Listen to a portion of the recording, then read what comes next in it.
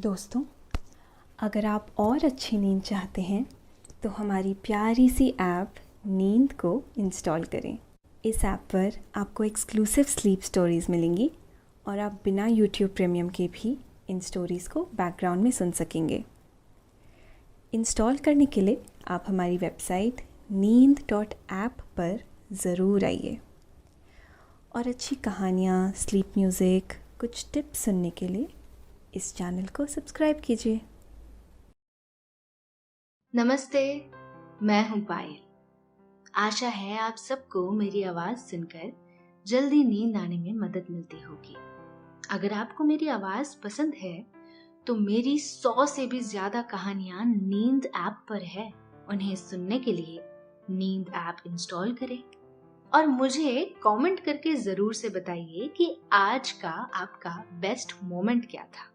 और हाँ, हर कमेंट पे मैं खुद रिप्लाई करूंगी। नमस्ते, मैं हूं पायल। आज सुनिए लेखक रजत की लिखी स्लीप स्टोरी। एक सवेरे की तरह कोई आपकी जिंदगी में आता है और उसे उजाले से भर देता है। जरूरी नहीं कोई इंसान ही हो, कोई भी हो सकता है। मगर आज की इस कहानी के पात्र तो खुद सवेरे जैसे हैं, उजाले और उम्मीद से भरे। ये एक काबुली वाला, उसके तोहफों और एक अनोखी लड़की बेला की कहानी है। तो आइए रूबरू होते हैं इन अनोखे किरदारों से। मगर उससे पहले आप अपने आसपास की सारी लाइट्स ऑफ करके आराम से लेट जाएं। अपनी आंखें धीरे से बंद कर लीजिए। थोड़ा सा अपने शरीर को आराम दीजिए, थोड़ा और आराम। अपने शरीर को बिल्कुल ढीला छोड़ दीजिए। कोई टेंशन नहीं, कोई तनाव नहीं। अपने दिमाग में चल रहे सभी विचारों को, चिंताओं को त्याग दें। एक शांति सी महसूस करें। सभी नेगेटिव पॉजिटिव विचारों को धीरे धीरे निकाल दें। हाथों को सीधा कर लीजिए और अपनी कमर के साइड में रख लीजिए। अब अपनी सांसों पर ध्यान लगाएं। इसको धीमे या तेज नहीं करना है, बस ध्यान देना है कि कैसे वो आपकी नाक, गले में होते हुए आपके अंदर प्रवेश कर रही हैं और कैसे वो आपके गले और नाक के माध्यम से वापस निकल रही हैं। मन शांत, एकदम शांत होता जा रहा है। आप बहुत अच्छा महसूस कर रहे हैं। खुद को काफी हल्का फील कर रहे हैं। सब तरफ शांति ही शांति है, सुकून है, खामोशी है।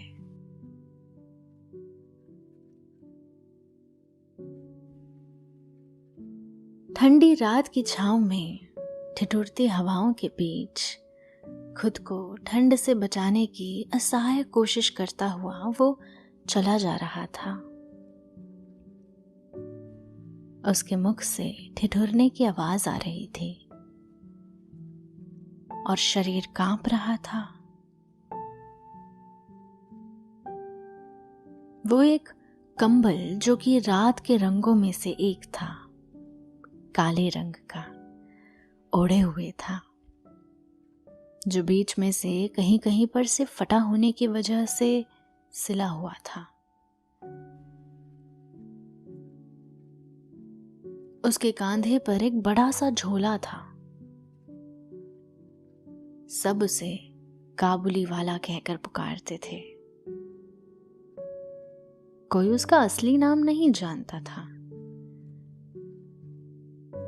मगर सच कहें तो उसे इस बात से कोई फर्क भी नहीं पड़ता था। रात इतनी हो चुकी थी कि सुनसान सड़क पर उसके अलावा और कोई नजर नहीं आ रहा था। भीड़ भाड़ वाले शहरों की भी रात में सूरत बदल जाया करती है। ये ख्याल उसके मन में आया। वो शहर से जरा बाहर आ चुका था।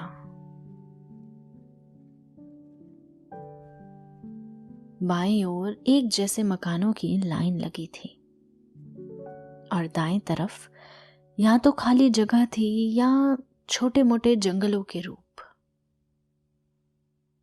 वो दाईं ओर चला जा रहा था। साथ ही वो अपने लिए रुकने के लिए कोई बेहतर जगह की तलाश में था। ऐसे तो उसे किसी सस्ते सुंदर यात्री घर यानी कि होटल की तलाश थी, पर चलते चलते उसे अब तक कोई नजर नहीं आया। एकाएक उसे चलते चलते कुछ दूरी पर दाईं तरफ सड़क के किनारे ही एक बेंच नजर आई। उसके मन में ख्याल आया कि कुछ देर यहीं आराम कर लूं। जैसे जैसे वो बेंच के करीब पहुंचा, उसने पाया वहां एक बगीचा है, खूबसूरती से भरा पूरा एक बगीचा। उसने अंदर देखा तो उसे हरे भरे पेड़ दिखे, फूल और घास के जमघट नजर आए। वो कुछ तय करता इससे पहले ही खुशबू से भरा हवा का झोंका उसकी तरफ आया, जिससे उसे दुजनी छूट गई। वो मुस्कुराया और रात बगीचे में बिताने का ही फैसला किया। तभी उसे एक सीटी सुनाई दी। उसने देखा दूर से एक आदमी चला आ रहा है, जो मोहल्ले की पहरेदारी पर निकला है। काबुली वाले के मन में ख्याल आया कि अगर पहरेदार ने उसे देख लिया तो न वो उसे बगीचे के भीतर जाने देगा, ना ही मोहल्ले में रुकने देगा। वो उसे कोई बेहतर आश्रय ढूंढने को कहेगा। उसने खुद को बेंच के पास लगे मोरिंगा के पेड़ के पीछे छिपा लिया और फिर उसने अपना कंबल समेटा और दुबक कर खड़ा हो गया। इसी पेड़ के सामने बाएं ओर एक जैसे मकानों के बीच एक मकान है। वहां पहली मंजिल के कमरे की खिड़की जरा सी हिली। उसकी आवाज काबुली वाले के कानों तक पहुंची और उसने फौरन देखा, मगर वहां तो कोई नहीं था। बस खिड़की से लगा हुआ एक लाल रंग का पर्दा हवा में हिलता हुआ नजर आया। उसने फिर से अपना चेहरा कंबल के अंदर छिपाया और वहीं खड़ा रहा। पहरेदार की सीटी की आवाज पास आते जा रही थी। वो इतनी पास आ गई कि काबुली वाले ने उम्मीद की कि अब उसे गुजरने में ज्यादा समय नहीं लगेगा। वो तिरछी नजर सड़क किनारे देखता रहा। दोस्तों, अब से आप आपकी मनचाही दादी और नानी की कहानियों से प्यारी नींद की कहानियां सिर्फ और सिर्फ नींद ऐप पर ही सुन पाएंगे। तो इसी तरह हमारे साथ कहानियों के जरिए जुड़े रहने के लिए आपकी अपनी नींद ऐप इंस्टॉल करें। अब उसके कदमों की आहट भी आने लगी थी। शुक्र की बात यह थी कि पहरेदार मकानों से लगी सड़क के किनारे चल रहा था। काबुली वाले को पूरी उम्मीद थी कि वो उसकी नजर में नहीं आएगा, मगर अचानक काबुली वाले के मन में एक ख्याल आया कि क्या वो जो कर रहा है वो सही है। फिर उसने खुद से ही कहा, हाँ, इसमें कैसा हर्ज, मैं किसी भी पेड़ पौधे को नुकसान नहीं पहुंचाऊंगा और अपने कदम भी बड़े ध्यान से रखूंगा। घास पर भी कदम नहीं रखूंगा ताकि किसी को भी कोई हानि न पहुंचे। हाँ, ये सही है, उसने खुद से कहा और अपनी नजर फिर से सड़क किनारे लगा दी। एक तरफ काबुली वाला पहरेदार से छिप रहा था और दूसरी ओर पहरेदार इस उम्मीद में था कि कोई संदेहजनक नजर न आए और रात आराम से बीत जाए, हर रात की ही तरह। पर इन दोनों के अलावा और भी कोई था जो रहस्यमयी बनने की कोशिश कर रहा था और अभी तक तो कामयाब भी था। खुली खिड़की पर लहराते लाल पर्दे के पीछे से एक हथेली आई। उसने पर्दे के कोने को पकड़ा और धीरे से किसी ने अपना आधा चेहरा निकालकर उसमें से झांका। मासूम सी आंखें पलके झपकाते हुए काबुली वाले की ओर देखने लगी। एक करीब 8-10 साल की मासूम सी बच्ची अपनी आंखें टिमटिमाते हुए वो कभी काबुली वाले की ओर देखती, कभी आते हुए पहरेदार की ओर। वो काफी देर से ये सब होते हुए देख रही थी। काबुली वाले के आने से पहले भी वो खिड़की पर अपने हाथ और चेहरे टिकाए बैठी थी।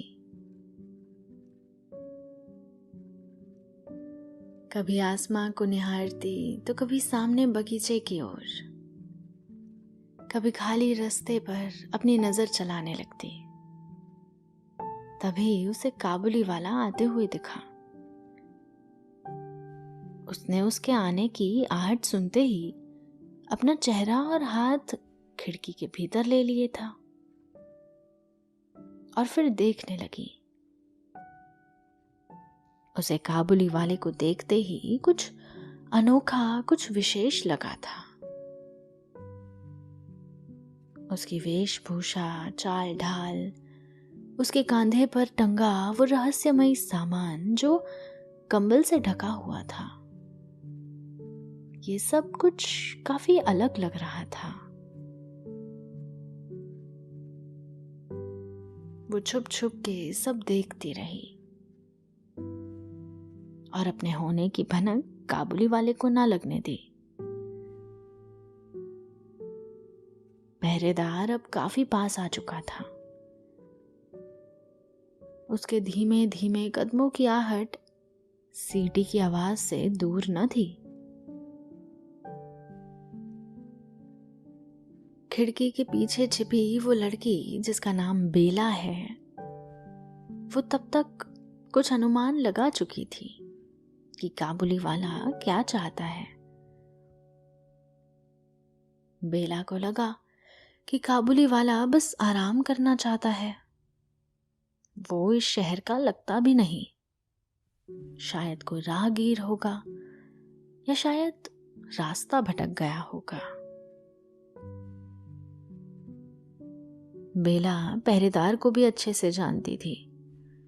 वो एक अच्छा इंसान है, पर वो काबुली वाले को यहाँ रुकने नहीं देगा। उसे कोई और आश्रय ढूंढने को कहेगा और यहाँ से रवाना कर देगा। काबुली वाला अपना चेहरा कंबल में छिपाए बिना हिले डुले खड़ा था। वहां कुछ अंधेरा था, कुछ उजाला। पहरेदार चलते चलते बेला के घर के पास आ ही पहुंचा था कि पता नहीं कहां से अचानक हवा का एक झोंका आया और काबुली वाले का समेटा हुआ कंबल फड़ फड़ कर हिलने लगा। बस जरा ही देर के लिए कंबल हिला और ठहर गया, पर पहरेदार का ध्यान पेड़ की ओर चला गया। वो चलते चलते रुक गया। बेला ने ये सब देखा।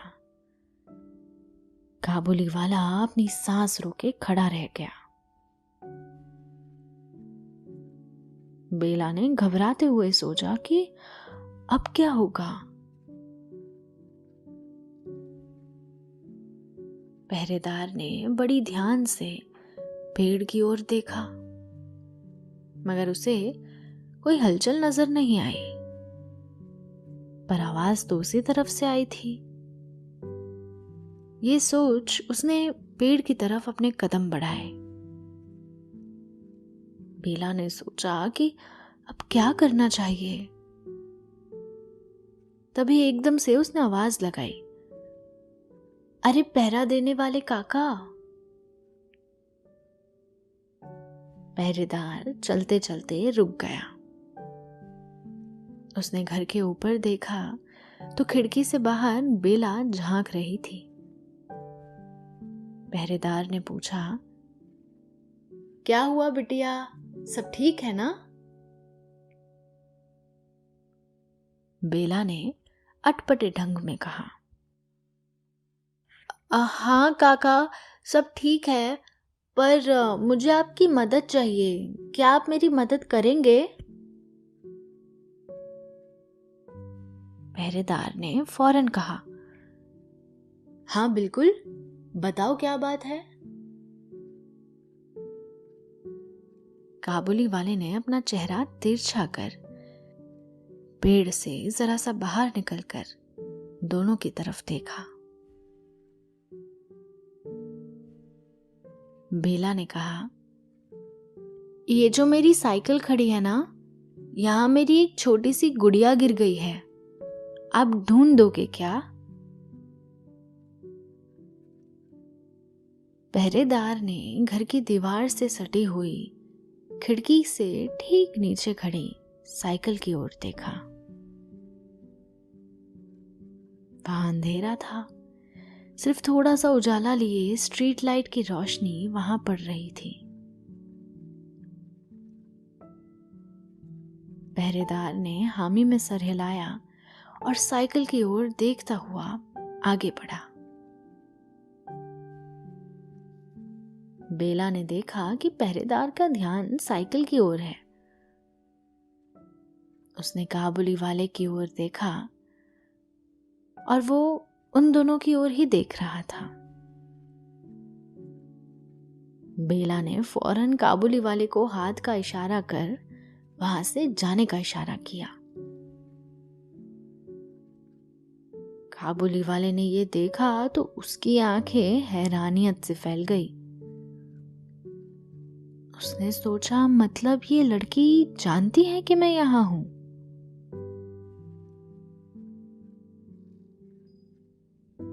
काबुली वाला दंग खड़ा बेला की ओर देखता रहा।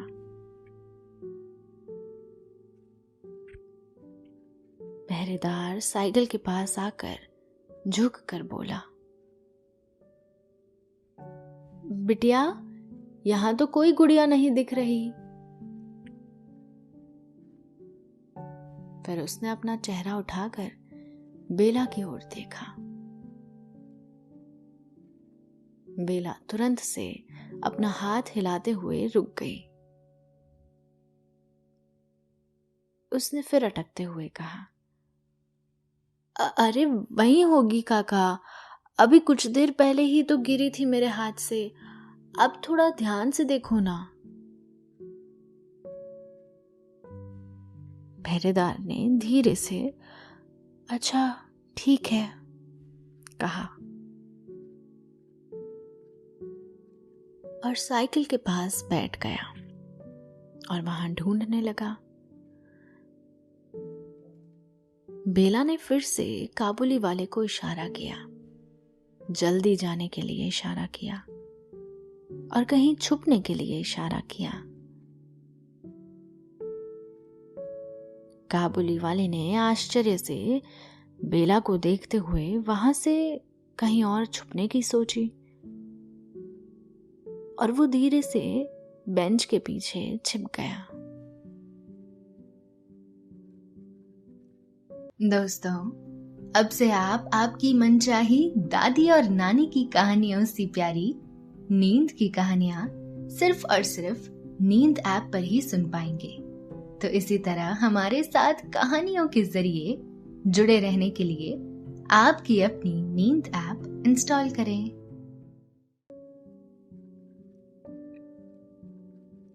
बेला ने अपने माथे पर हाथ मारा क्योंकि काबुली वाला बेंच के नीचे से नजर आ रहा था।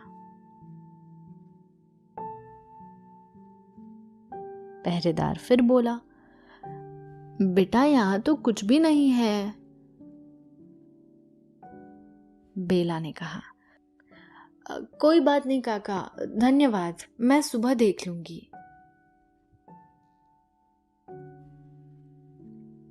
पहरेदार उठा और पेड़ की तरफ तिरछी निगाह से देखते हुए सीधे चल दिया। उसने ना बेंच की ओर देखा ना ही पेड़ की ओर। बेला और काबुली वाला दोनों आश्चर्य में उसे जाते हुए देखते रहे। पहरेदार के जाने के बाद काबुली वाला बेला के घर के सामने आकर खड़ा हो गया। उसने अपने चेहरे से कंबल हटाया। बेला ज्यादा अचंभित नहीं हुई। वो पहले से जानती थी कि ये कोई मुसाफिर है।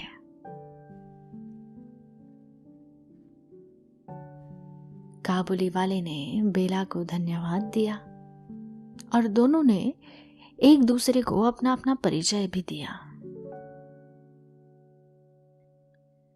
बेला ने काबुली वाले का इरादा जानना चाहा। बेला ने कहा कि उसने पहले ही जान लिया था कि वो क्या चाहता है, इसीलिए उसने मदद की। मगर बेला अब भी ये नहीं जान पाई कि काबुली वाले के बड़े से झोले में क्या है। पूछने पर भी उसने कोई संतुष्टि से भरा जवाब नहीं दिया।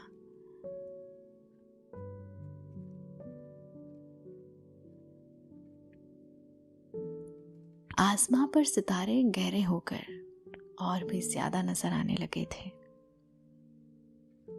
हवाएं और भी ज्यादा शांत होकर ठंड बिखेरती हुई घूम रही थी। कुछ समय बीता। बेला और काबुली वाला दोनों बगीचे के अंदर वाली बेंच पर बैठे थे, जो बेला के घर की खिड़की से साफ तौर से दिखाई दे रही थी। काबुली वाला बड़े इत्मीनान से बेंच पर बैठा पेड़ों को देख रहा था। बेला कुछ कहने जा ही रही थी कि काबुली वाले के मुख से शब्द निकले, आपको घर जाना चाहिए, ठंड भी बढ़ रही है और आपके माँ बाप जाग जाएंगे तो नाराज हो जाएंगे। बेला ने कहा, हाँ जानती हूँ बाबा, लेकिन आपने ये तो बता दिया कि आप काबुली वाले हैं, बच्चों को खिलौने देते हैं, उन्हें नए अनोखे किस्से सुनाते हैं, पर आपने अब तक ये नहीं बताया कि आपके इस बड़े से झोले में क्या है, खिलौने हैं या और भी कुछ है। काबुली वाले ने धीरे से हंसते हुए कहा, यानी आप नहीं मानेंगी, ठीक है, पर बेला जी आपको अपनी आंखें बंद करनी होगी। बेला ने चहक कर अपनी आंखों पर अपने हाथ रख लिए। बेला के आंखों के सामने अंधेरा था, उसे सिर्फ आवाज आ रही थी, झोले की एक मोटी सी रस्सी खुलने की आवाज। उसकी उत्सुकता और भी बढ़ने लगी। सूतली के धागों से बनी वो एक मोटी बोरी थी। बेला तो हैरानी में थी कि भला इतनी बड़ी बोरी काबुली वाले ने उठाई कैसे होगी। बेला को पहले बोरी की ही खुशबू आई, फिर जैसे ही बोरी की रस्सी खुली उसे मिली जुली सी कई तरह की खुशबू आई। फूलों की, मिट्टी की, पानी की और कागजों की। बेला अपनी मीची आंखों से तरह तरह के अंदेशे लगाने लगी, पर उसने सोचा झोले के भीतर फूल हो सकते हैं, कागज भी हो सकते हैं, पर पानी या मिट्टी ये कैसे मुमकिन है। सोच सोच के परेशान होकर बेला ने आखिर कहा कि अब मैं आंखें खोलूं क्या। काबुली वाले ने उत्साह से कहा, नहीं, बिल्कुल नहीं, बेला जी सब्र रखिए जरा। बेला खिलखिलाते हुए आने वाले लम्हों का इंतजार करती रही। काबुली वाले ने कहा, अब खोलिए अपनी प्यारी सी आंखों को। बेला ने मुस्कुराते हुए अपनी आंखें खोली। काबुली वाला उसके सामने घुटनों पर अपने हाथ में कुछ लिए बैठा था। बेला ने देखा कि उनके हाथ में सूती से कपड़े से लिपटा हुआ कुछ है। बेला ने कहा, क्या है ये? आपने तो इसे अभी भी छुपा रखा है।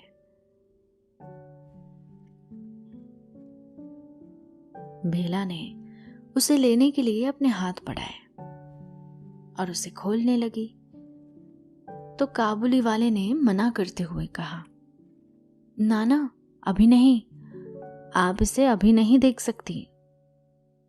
आप इसे घर पर ले जाकर ही देख सकती हैं, पर पहले आपको वादा करना होगा कि आप घर जाने से पहले इसे नहीं देखेंगी।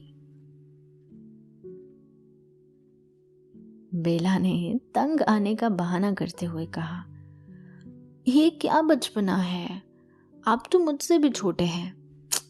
ठीक है, मैं वादा करती हूँ, कमरे में जाने से पहले नहीं देखूंगी, पर कोई तो विकल्प दीजिए, क्या है ये? काबुली वाले ने धीरे से मुस्कुराते हुए कहा, ये दुनिया है, कई तरह की दुनिया, अनोखी, अनूठी, खूबसूरत दुनिया। बस इतना कहते हुए काबुली वाले ने बेला के हाथ में वो थमा दिया। वो थोड़ा भारी था, पर बेला ने दोनों हाथों में उसे संभाले रखा। काबुली वाले ने कहा, ठीक है, अब आप जाओ, आराम से जाना। काबुली वाले ने बेला को उसके घर तक छोड़ा। चलते चलते भी बेला अंदेशा ही लगाती रही कि उसके हाथों में क्या है। कभी उसके बाहर से अनुमान लगाती तो कभी उसकी खुशबू लेती, पर सूती के कोड की खुशबू इतनी तेज थी कि भीतर क्या है ये जानना जरा मुश्किल था।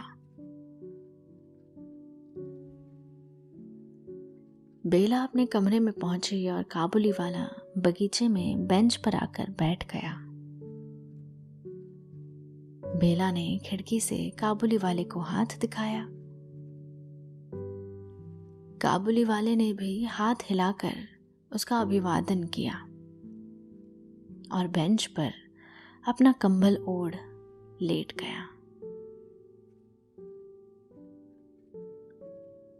चांद से बहती हुई चांदनी पर्दे को उड़ाते हुए बेला के बिस्तर पर गिर रही थी। सन्न सन्न कर ठिठुरती ठंडी हवाएं मनमोहक आवाज करते हुए बह रही थी। इन्हीं मनभावन मौसम में बेला अपने बिस्तर पर बैठी। चांदनी की आड़ में आराम से वो आकर बैठी और उसने सूतली से लिपटा हुआ अपना तोहफा खोलना शुरू किया। उसके चेहरे पर उतावलापन साफ नजर आ रहा था। जल्दी जल्दी कर जैसे ही उसने आखिरी ढके कपड़े को हटाया, कागजों की खुशबू उस पर बरस पड़ी। कागज की खुशबू के साथ उसमें मिट्टी, पानी, लकड़ियां, इन सब की भी खुशबू मिली जुली थी। उसके सामने 4 किताबें रखी थी, 4 अलग अलग विषयों पर लिखी किताबें, जिसे देखकर बेला का उत्साह ना कम हुआ ना ज्यादा। उसने कहा, किताबें? एक किताब पर कुछ मिट्टी लगी हुई थी, एक पर पानी की नमी थी, एक पर लकड़ी की खुशबू थी और एक पर पहाड़ों की महक थी। उसने मिट्टी लगी किताब खोली। वो एक कहानियों की किताब थी, जिसके पहले पन्ने पर लिखा था कि यह कहानियां मेरी देखी घटनाओं से प्रेरित है, जो गांव, मिट्टी, वहां रहने वाले लोगों और जीव जंतुओं को समर्पित है। उसने वो किताब रखी और दूसरी किताब, जिसमें पानी की नमी थी, वो उठाई।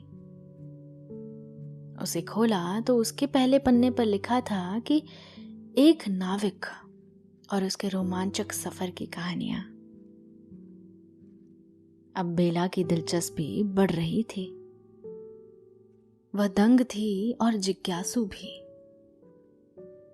उसने जल्दी से तीसरी किताब खोली, लकड़ी की महक वाली किताब, और उस पर लिखा था कि एक लकड़हारे और जंगल की कहानियां, जो लकड़हारा अपना पेशा छोड़ पेड़ लगाने वाला बन गया।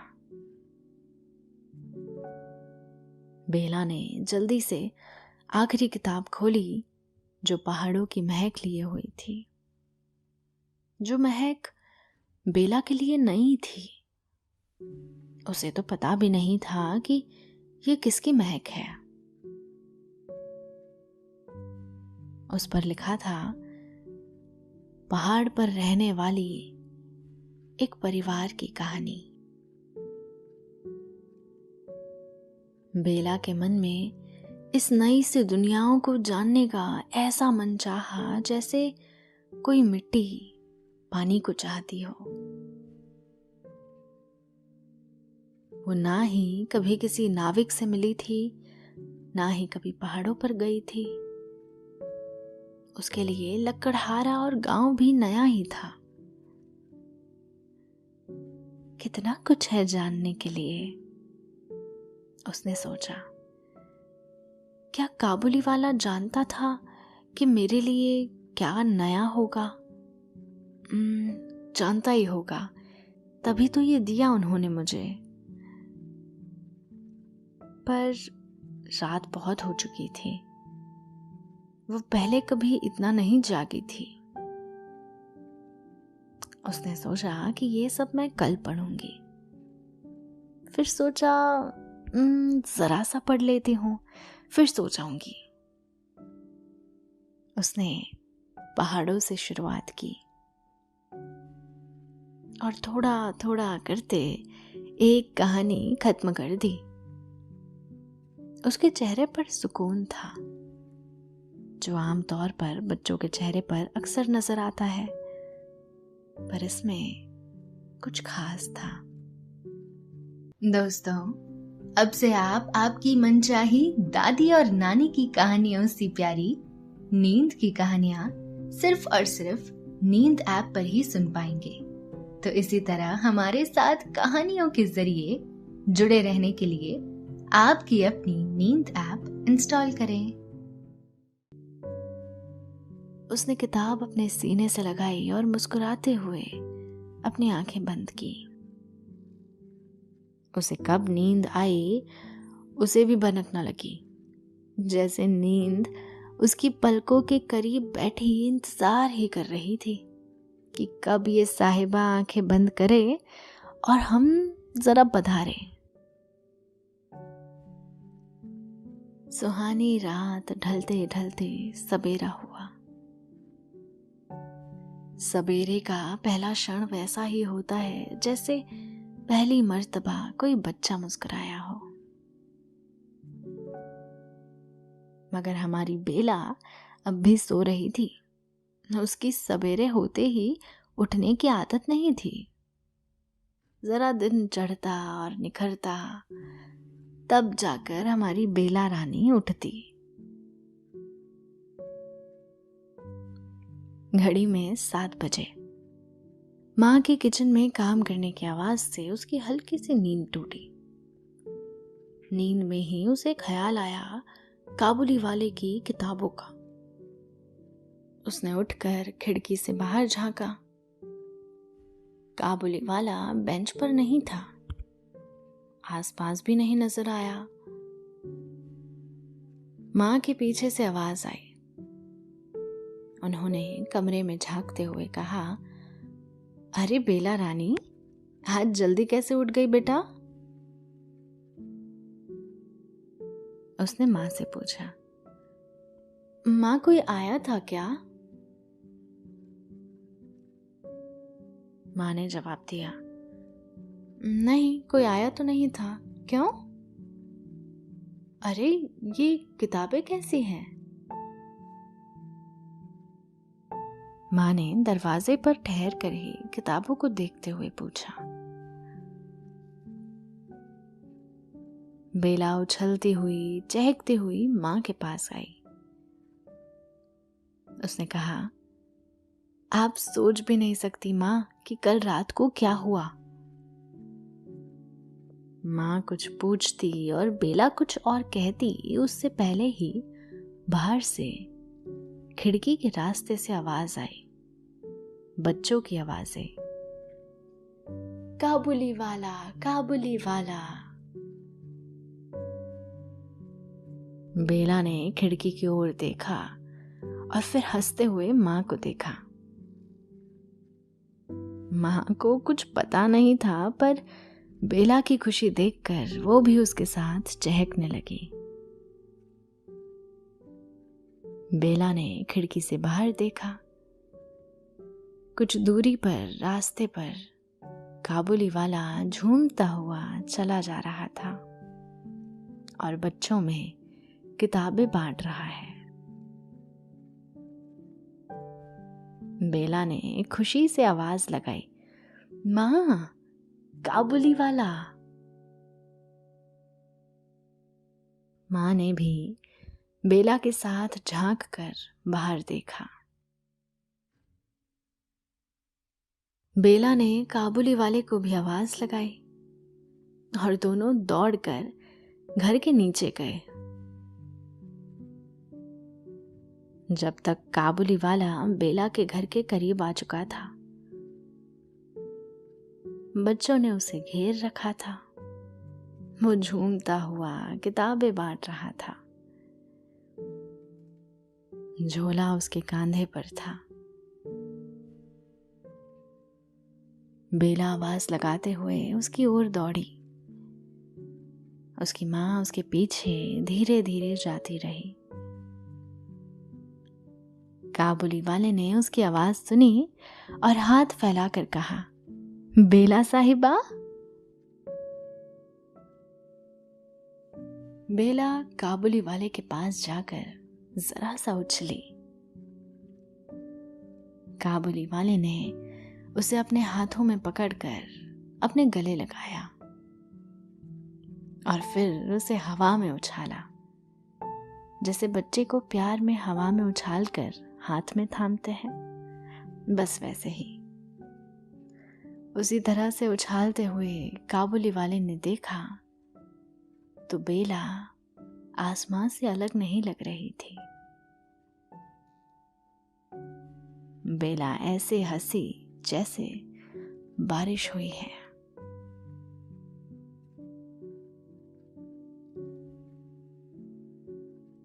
तो दोस्तों, ये थी हमारी आज की कहानी। उम्मीद है आपको पसंद आई होगी। मगर प्यार से भरी निंदिया रानी तो आपकी आंखें मूंदने का इंतजार कर रही है। पलकें बंद कर आप एक सुकून भरी नींद का आनंद लीजिए। शुभ रात्रि, शब बखैर, गुड नाइट।